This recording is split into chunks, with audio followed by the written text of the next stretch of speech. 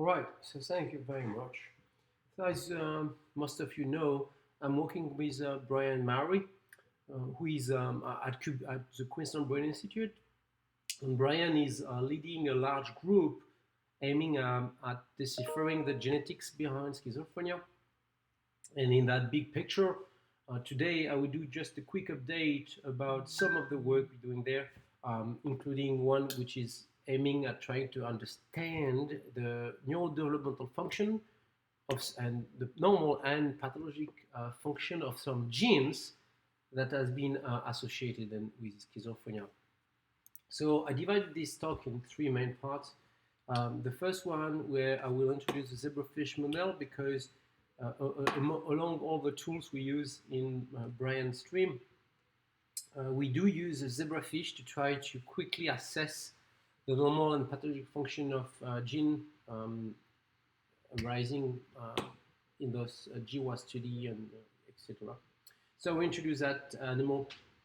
I will then do a quick update about what we did and where we are going in regard to understand the function of gene associated with schizophrenia. And finally, I will introduce the concept of phenotypic screening because we are starting to develop a small behavioral platform. But I want to go more in general in phenotypic screening because I do believe that in the next 10 years, we will see quite a few new antipsychotic drugs thanks to this field. I will try to show you that.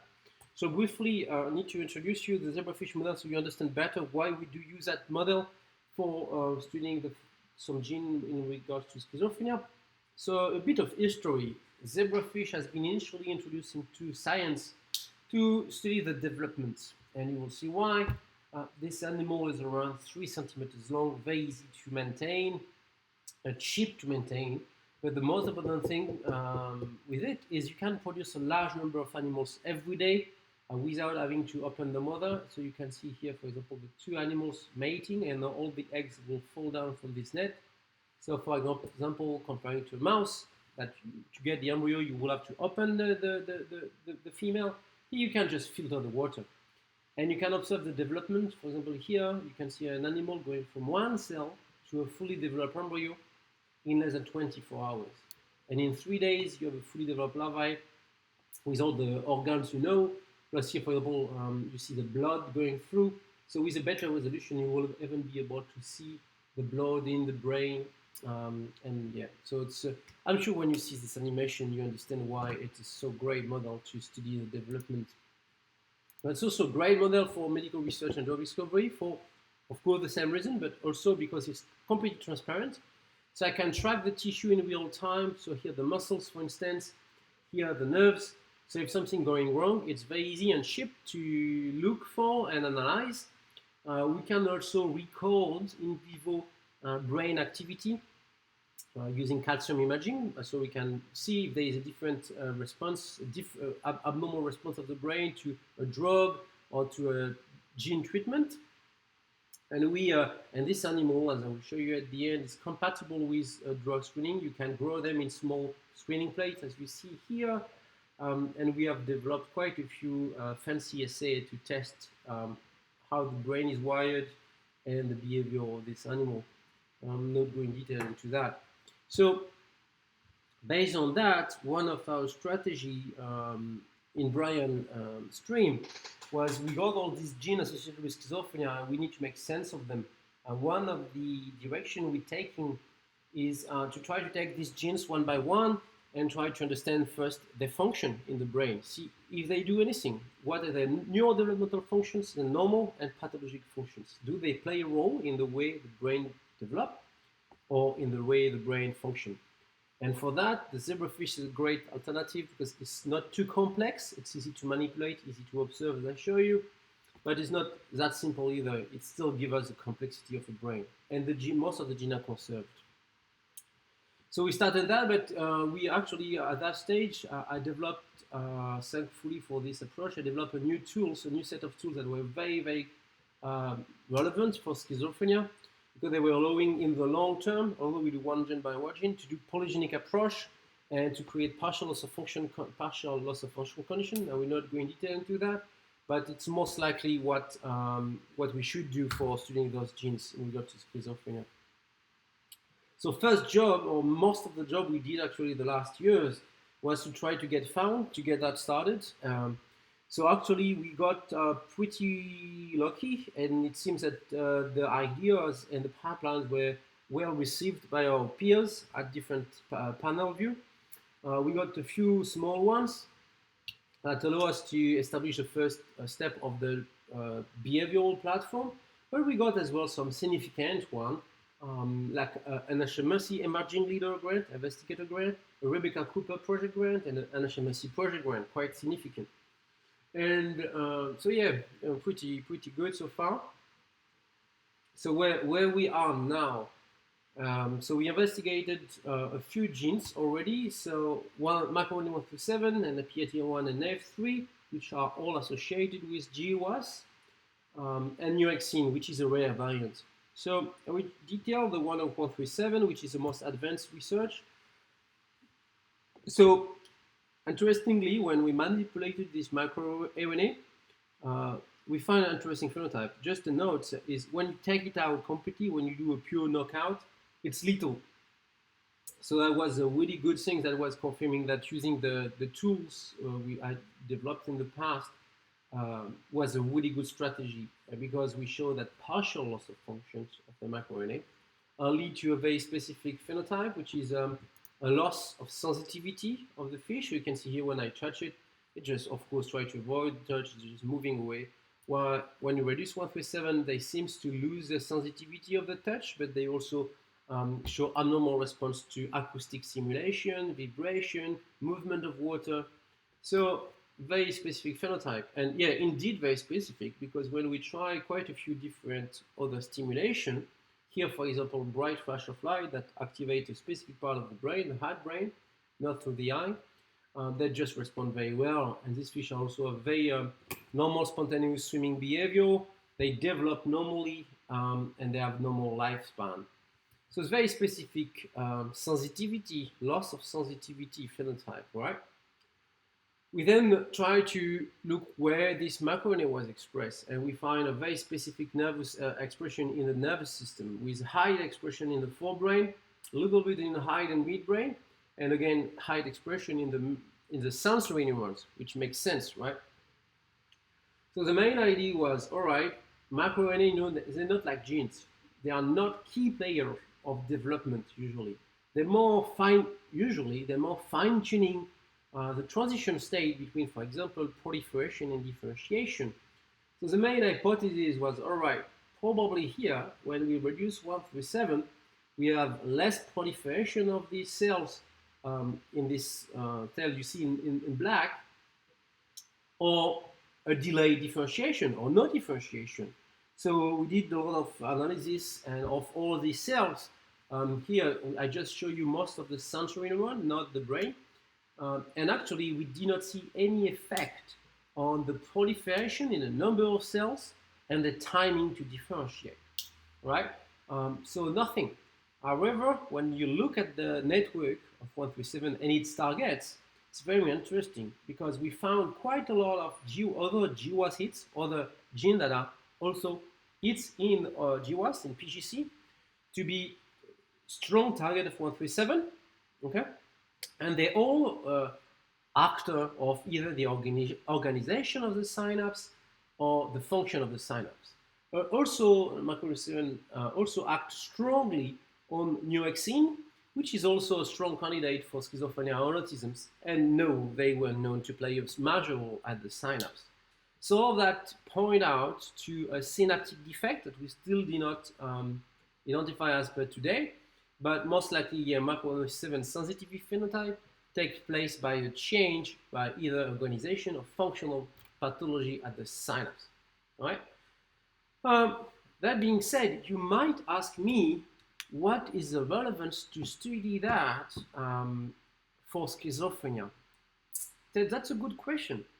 And I will respond that, look, microRNA is perfectly conserved in mouse, human, or zebrafish. It is the same sequences, the same targets, and then the same network.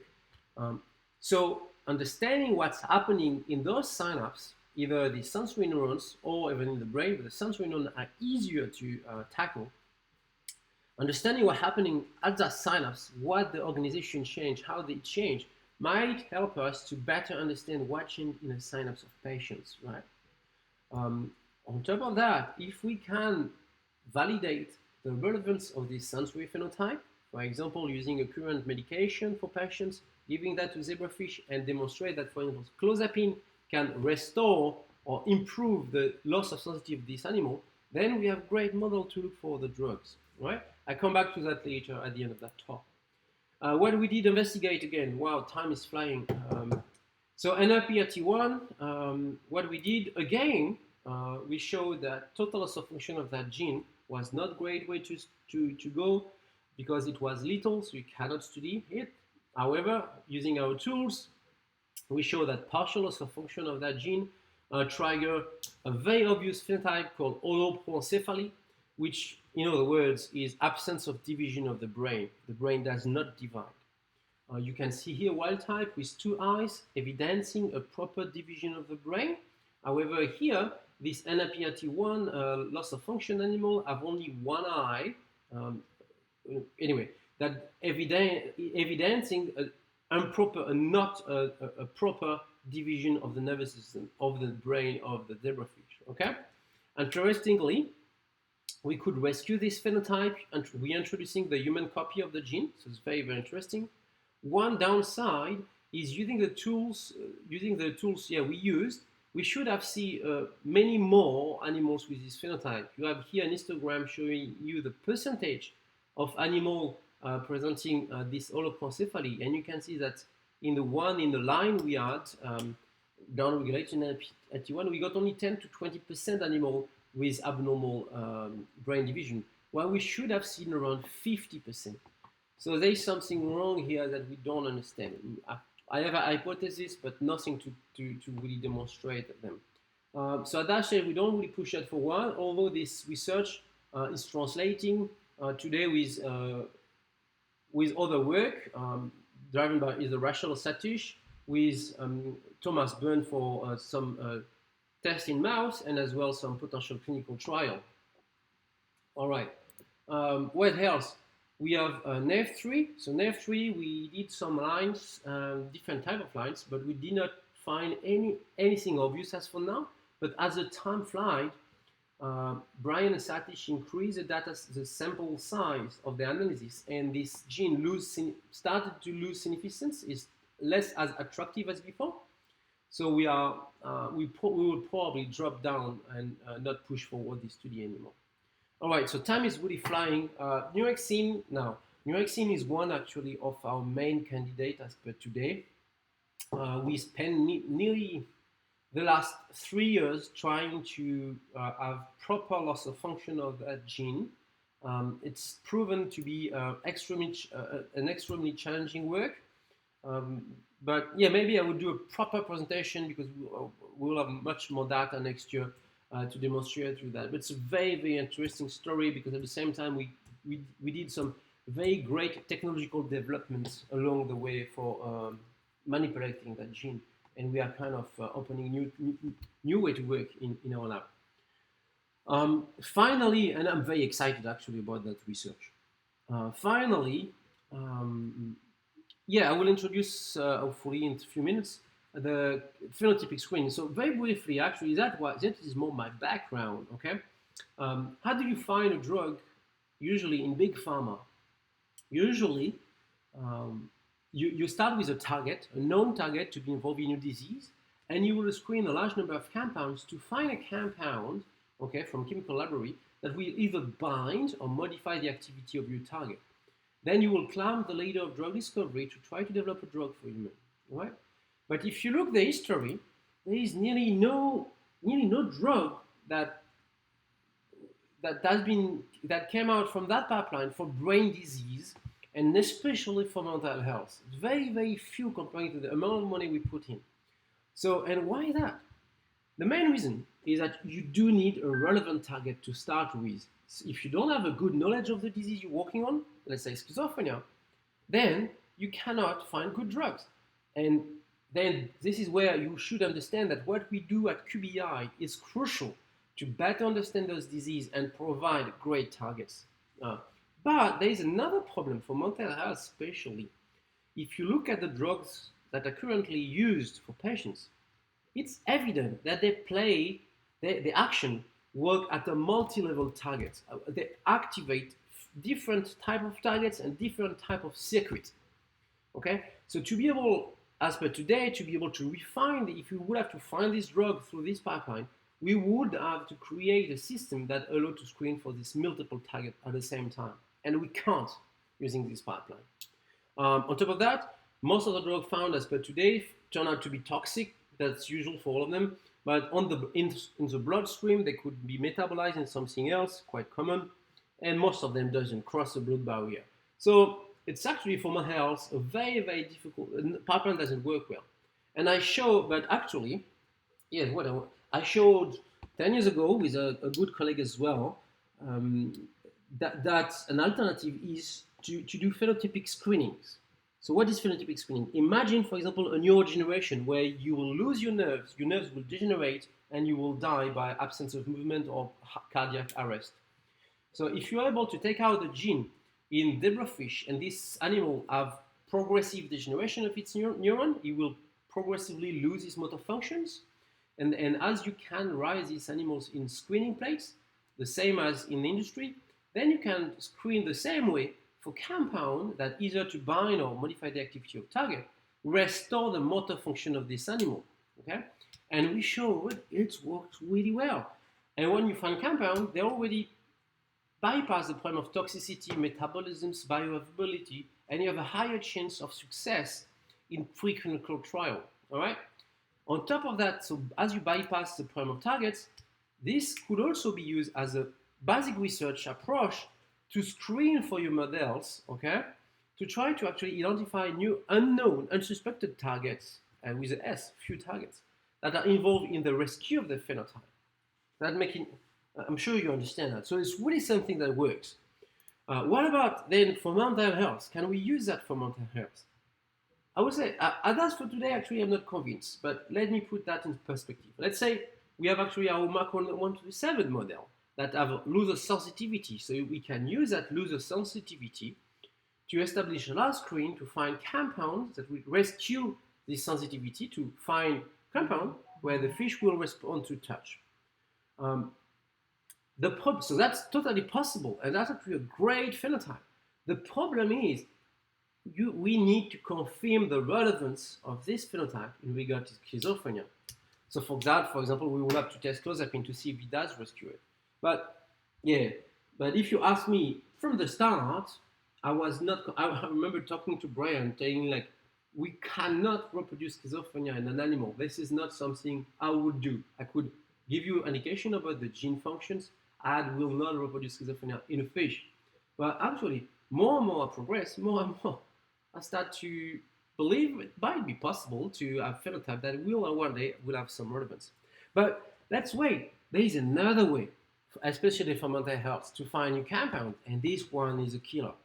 So you can, if you give clozapine to a patient, okay, you will improve his outcome. You will go from problems, from negative symptoms, positive symptoms, and you will improve them. But what happens if you get clozapine and you test it in a healthy patient? You will also change his behavior. He will respond differently to some stimulation. And this is what we can do in zebrafish. What we can do is set up a bunch of 10 different assays to different responses to different types of stimulation, quite fancy, okay? We use a drug to then fingerprint the response. The drug will change the response of the animal to this different stimulation. And using as a barcode, then we can test a wide diversity of drugs to find drugs that will replicate this change in response. And sure enough, if you can, usually that means you are acting on the same circuit and on the same receptors at the same time. And if it was not enough, actually, to convince you, actually, my colleague recently found a new anti-circuit drug using that approach, and he found the target at the same time. So it's really, really, really, really strongly beneficial. So we are just finished. So it's finished, but As for today, we not really get that platform flying. It's something we try to get founded, but we still use it to try to test a new activity of few drugs of colleagues. We have a collaboration with Griffiths and so on. So I need to stop here, so over 20 minutes. I want to thank all of the Mario Lab, especially Haitao Wang, Alicia Trump, and Kate Robertson that did an amazing work, okay, on all of that. This is really the one that in the zebrafish stream, but yeah, big shout as well at all the Mario Lab. Thank you very much. Sorry, I've been a bit extra time.